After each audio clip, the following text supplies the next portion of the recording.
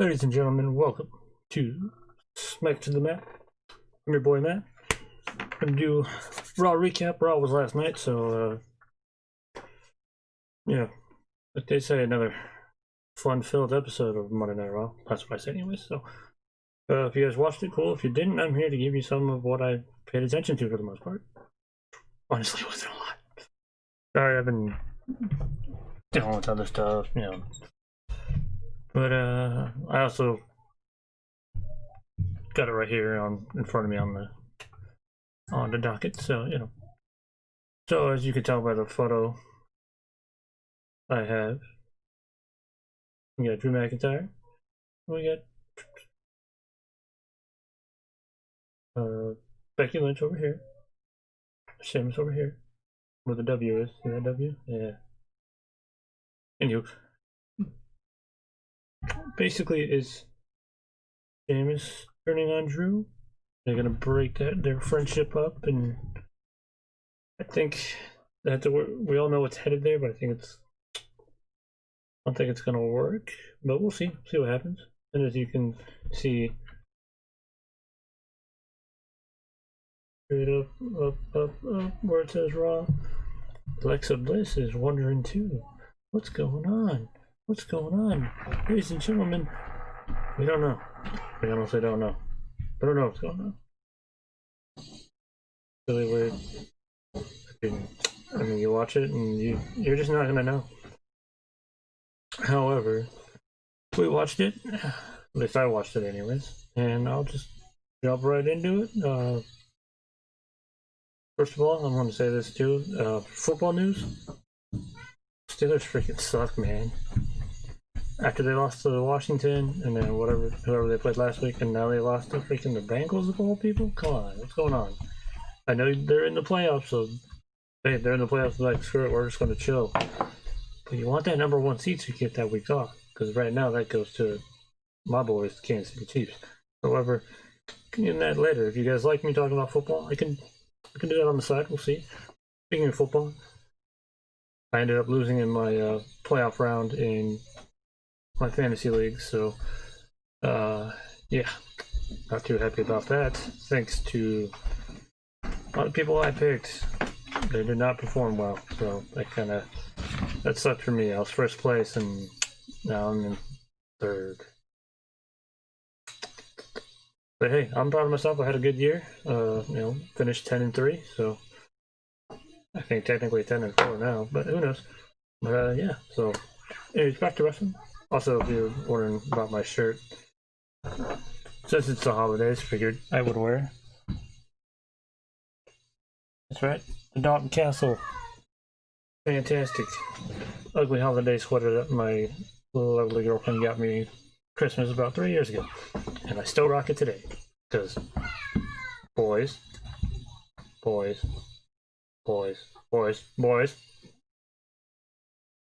I'm fantastic. Anywho, if you're wondering where we got this at, it was at ROHshop.com 3 years ago. They might still have it, you never know. But let's jump right into it. So, kicking off the Raw after TLC 2020, we start the show off with a recap of what happened at the pay-per-view, obviously. And then the announcers letting us know what's going to be on the docket tonight. They announced a 6-man tag team holiday street fight, basically their Miracle on 34th Street match, between Keith Lee, Sheamus, and Drew taking on AJ Miz Morrison. With almost. But, anywho, we kick off the show with Charlotte and Asuka coming down to the ring talking about becoming new champions. Wasn't really paying attention to this. I just didn't really hear anything that Charlotte said, honestly. So, you know, but basically saying, you know, Asuka needed help. I stepped up. We took out the team. We became tag team champions. Now I want to look over to Asuka for that Raw women's, and then Shayna Baszler and Nia Jax's music played. They come out trying to talk trash.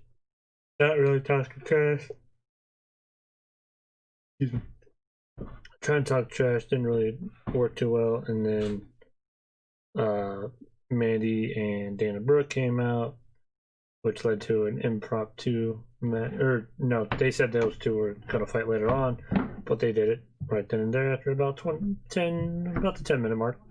So they go cut to the first commercial break. They come back and they're talking, and now the match has started. You had Mandy and Dana taking on Nia and Shayna with Asuka and Charlotte Flair at ringside.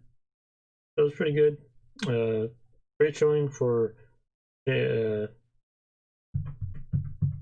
Brooke and Mandy Rose. Excuse me for a second, guys.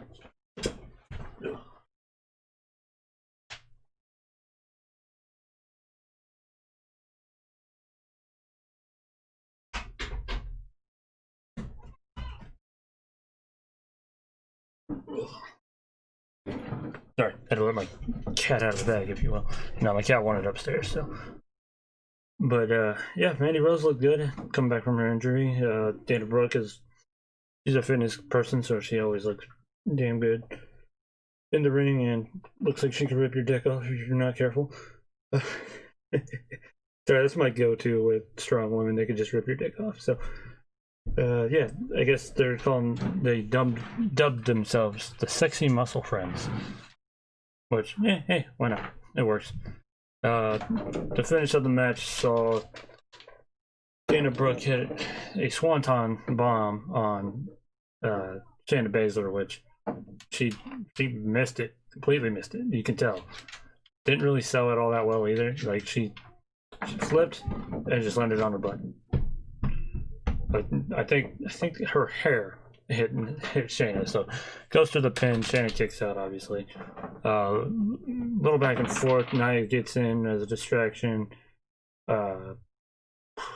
Mandy knocks her off the apron.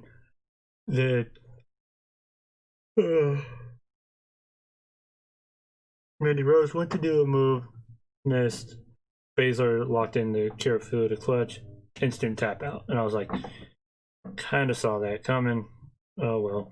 Then at the end of the match, Nia and Shayna went over to look at Asuka and Charlotte, and then Dana Brooke knocked Shayna out of the ring, and they both dumped Nia Jax out of the ring, and they just stood tall in the ring basically.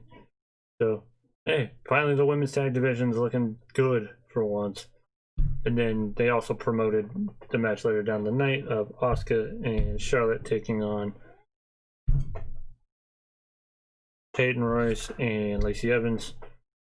Spoiler alert, that match was nothing. And you already know who won.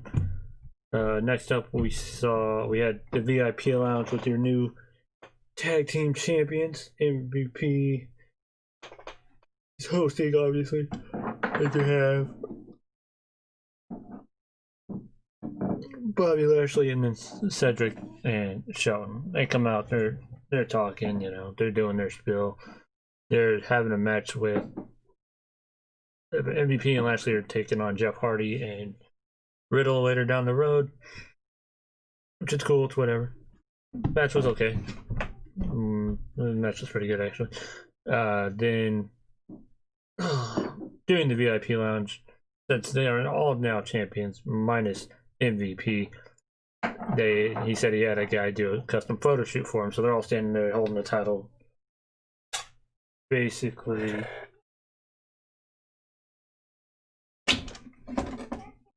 just holding the titles like this out towards the camera, getting the photos in, like, yeah, we're top dogs, that kind of shit. And then thinking to myself, I'm like, oh, who's gonna interrupt this? And lo and behold, in the back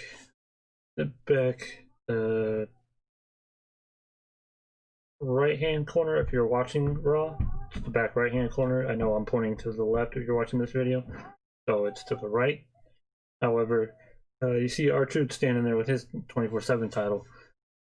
getting a couple free shots in, and then loser locker room basically runs out. R-Truth just goes running around the ring, runs up the stage, around the Christmas decorations they had, and then backstage.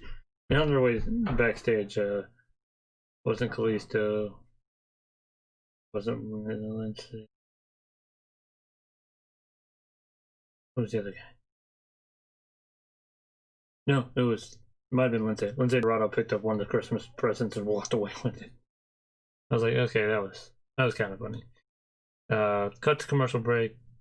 They come back, see Drew Gulak in the ring, and he is taking on the newly refound Angel.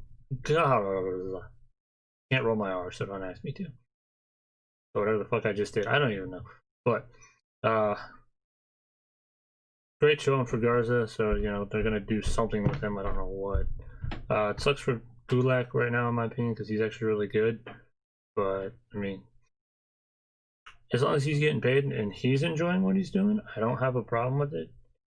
But we know he's better than what they're doing with him. But hey, if he's like, hey, I'll do whatever, I'll work with Garza, I'll do whatever, basically. Because that's what, to me, he seems like he's been doing. He needs to bring back his PowerPoint presentation. I love that gimmick. It was great. Or the Cruiserweight General Zod that I may have taken from other people, but it made sense because he did look like a General Zod. So, anywho, Angel Garza won that match with the Angel Clipper.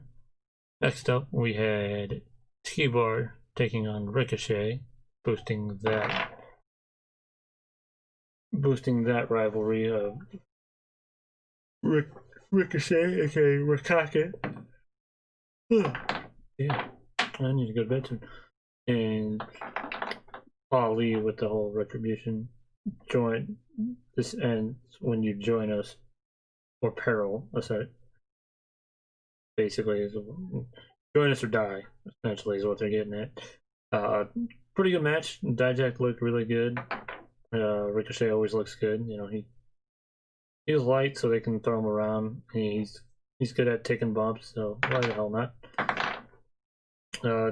The end of the match saw Ricochet knocked T-Bar out of the ring and went to go do a dive on him, but instead jumped and basically hit. You have the two ropes here. He hit a drop kick through the bottom rope and the middle rope onto Dio Madden. Took out Mace, and then took out Slapjack, and then Mace came running over. He ducked, and I think he might have just hit him with like a super kick or a step up enziguri that took him out. Then Ali got up in his face, and he was about to go after Ali, and then that's when Dijak showed up, knocked him out. Then Dijak got him up in the ring, goes to finish it, hits a move, kicks out. Ricochet builds up a little steam. Ali gets on the ropes, and Ricochet notices it, goes over and starts wailing on him. And then T-Bar grabs him, feast to your eyes, match is over. And then after the match, he gets a mic and says, "This ends when you either join or peril," so to speak. He didn't really say that, but that's what I said. I'm paraphrasing. Screw me. Deal with it. Next up, we had...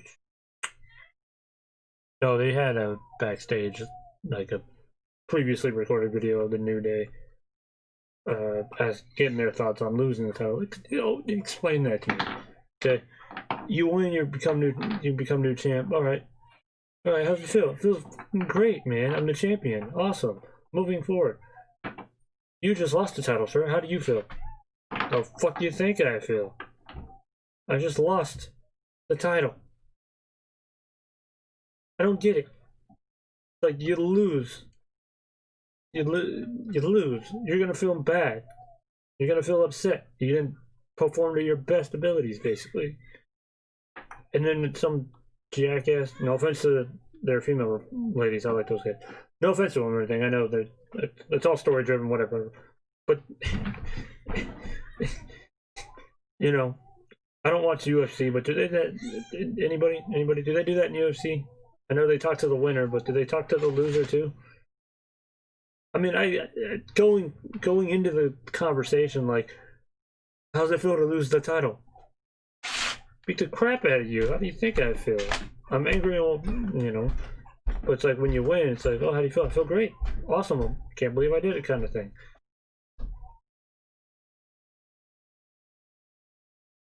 So yeah, that's just airing a grievance right there because I freaking hate that. It's like, oh, you lost. Do you want to talk about it? Does it look like I want to talk about it? You won. You want to talk about it? Hell yeah! I want to shout it on top of the roof. I did it. Kind of like what, you know. For an example, me and my bowling team on my Sunday night bowling league before COVID, we were scheduled to face another team for the championship, so to speak. And COVID hit, and we had to shut down for a while. However, once certain things were reopening and stuff, we talked with the league. They said yes, that they were going to allow us to bowl our games before the start of the new season. So they say get a hold of the lanes and work something out and get a hold of the people. Yes, we'll. If you guys go to do that, we will allow you guys to do that and be crowned champion, whoever wins. So we did that, and you know, 3 months later, we were able to do it. But hey, we did it and we won. My team won. Put up a good fight. It was a close match. We were both down a player, so you know we had to do that. But hey, we had a good time. We ended up winning. We were sportsmanlike with them, you know, being real cool, little friendly banter that we always do. But hey, they were cool. We were cool. But it wasn't like I think one of their guys might have been really mad because they made it that far and he lost. I get it. We discussed it afterwards. I'm like, I get it. I've been there multiple times. But we move forward, you know, learn from our mistakes, or at least try to. But anywho, New Day said, you know, they've been on top. They've been on top. They've been on bottom. They'll just. It's like stairs, you know. It's like an escalator. You just keep going up, going up, just going up until you can't go no more. And then when you're at the top, increase the difficulty of the top. You know. I don't know. I'm spitballing here. Anyway, next up we saw Bobby Lashley and MVP of the Hurt Business take on Jeff Hardy and Matt Riddle, dubbing themselves the Hardy Bros. Hey, I don't like it though. I don't like it at all. Lashley basically just dominated him. MVP got a few good licks in. Matt and Jeff basically just did their stuff, but kind of did some old school Hardy Bros shit like poetry in motion.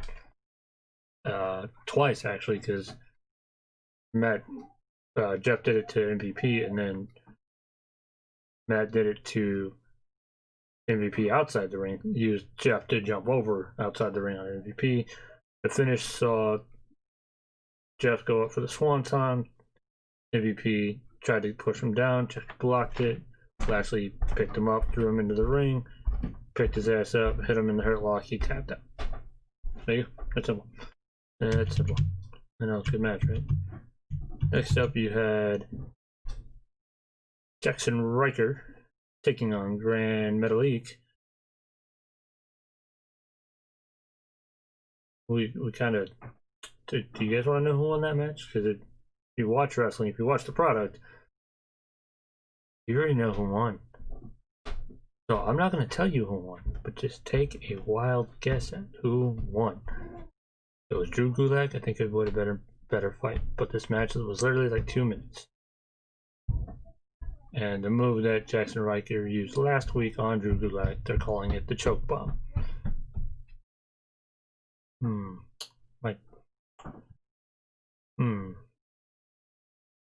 Might talk to a friend about that word. Might do something dirty with that. Anywho, so next after that we had women's main event, in my opinion. Had Charlotte and Asuka taking on Lacey Evans and Peyton Royce in a non-title match. Obviously Charlotte and Asuka were gonna win this match. Royce and Evans didn't look too terrible. Royce had Charlotte in like a half Boston Crab, I think it was, and Lacey was keeping Asuka occupied out of the ring so she couldn't break the hold. That was actually pretty nifty. Then a lot of friction between the two too as well, but you know, a bunch of impromptu tags, and yeah.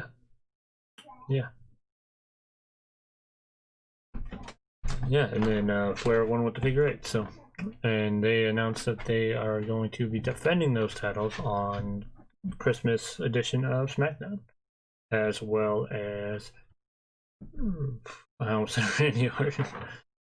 Kevin Owens is going to be taking on Roman Reigns in a last chance match for the Universal Championship inside a steel cage, as well as the big man, Big E Langston, if you will, taking on Sami Callihan for the Intercontinental Championship. That's right, ladies and gentlemen, Sami Callihan made the jump over to SmackDown and became the Intercontinental Champion when nobody was looking. It's just that good, man. Just that good. Obviously, I'm joking. It's really Sami.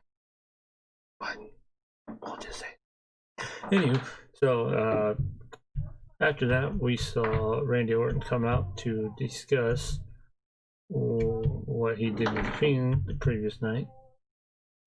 And yeah, that was pretty cool. He just said that Fiend was a monster, and basically I put him down.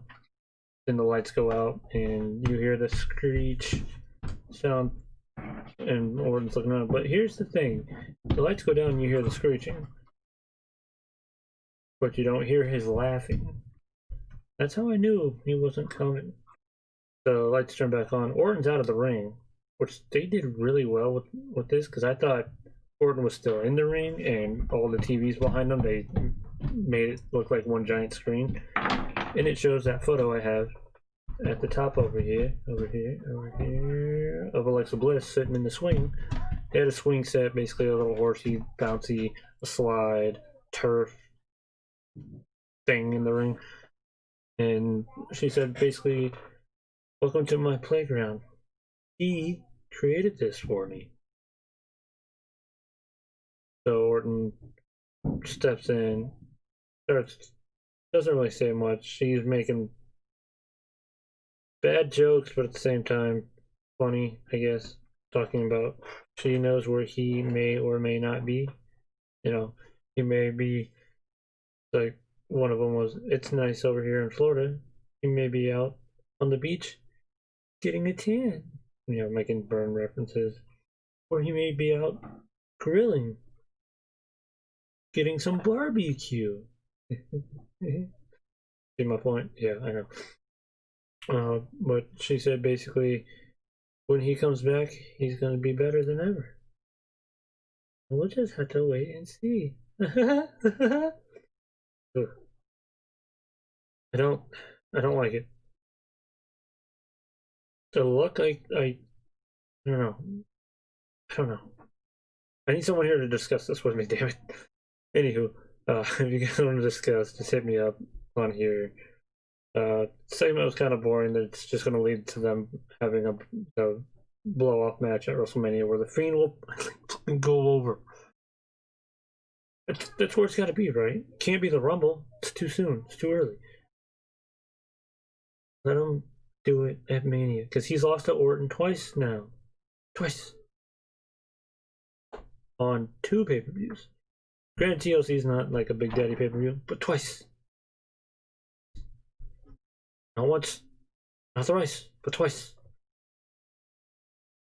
So, anywho, and now we're down to the main event, which saw Miz and Morrison teaming up with AJ Styles to take on Drew and Sheamus and Keith Lee, which we saw a lot of friction with Keith Lee. Oh, I forgot about the opening segment. The opening, the Miz TV segment, sorry. They did Miz TV with AJ Styles, talking about, you know, what the hell happened, why didn't you win? And he was like, well, you cashed in, and, you know, he was like, well, you got put through a table, you weren't going to get up. And then they found a loophole. I was hating it and also hoping they would. and then because they found a loophole, basically it was like, Morrison, you're the idiot who cashed in. You can't cash in. You're not the money in the bank. The only person who can technically cash it in has to be the Miz. And they're like, you're onto something. So we know it's gonna get overturned. Challenge on the play, but yeah, it'll be interesting. So, anyways, the match was a lot of fun, a lot of good spots, a lot of stuff being used as weapons, Christmas tree, presents, a table with some eggnog and some food on it. But earlier in the night, I saw Drew was setting up for, Sheamus was setting up for a bro kick to John Morrison. AJ Styles dropkicked Keith Lee into Sheamus, and he went apeshit, saying, "Why the hell would you attack me?" And he's like, "It was an accident. I didn't do it." And then they're backstage cooling off, like Drew's defending them and shit. And then this match kind of saw that come to an end. My opinion. But it'd be cool if they do a swerve. I would like to see that happen, where Sheamus is just being Sheamus, and then you find out it was Keith Lee all along. Make Keith Lee the bad guy. I'm not saying to say it. I'm saying it because Keith Lee can make a really good bad guy because he's a bigger guy. Think about it. Anywho, Drew and Sheamus, Chubb Morrison, and AJ did the 10 beats of the Bowery. It's pretty cool. One part of the match almost either picked him up or just caught Morrison. Just threw him to a table. The end of the match saw Keith Lee hit the Spirit Bomb on the Miz to get the pin. Afterwards, I'm pretty sure Sheamus kicked him with the bro kick. Yep. He was frustrated because Keith Lee tagged himself in and then dished out. So after they got their hands raised, Keith was about to leave. Sheamus ran over, bro kick. Lee ran out. Drew's pushing on him. It's like, what the hell, man?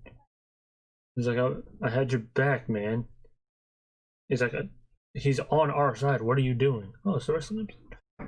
Speaking of wrestling, that 70 show's on right now, and it's the wrestling episode, I think. Hang on, guys. Hang on.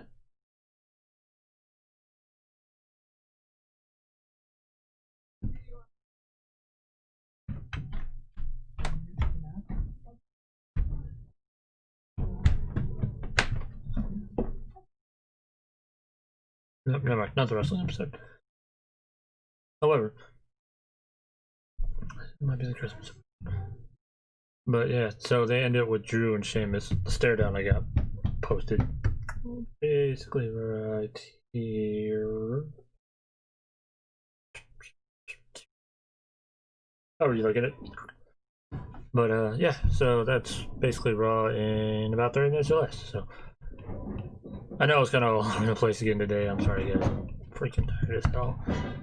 However, if you guys would like to, as long as I wake up, you guys can join me tomorrow. I will do a watch along of AEW Dynamite over here at YouTube, youtube.com/ I think I did it smack into the mat. I'm not 100% sure. Anyways, if you're watching this, you know how to find my channel. I'll also post it over on the Twitter and Facebook. My Twitter is in my description, so if you guys want to hit me up on there, you're more than welcome to. And yeah, thanks for stopping by. Hope you guys enjoy, and hopefully we can hang out tomorrow night. Anyways, thanks for watching. I'm Matt. This has been Smack to the Mat, and that was your Monday Night Recap.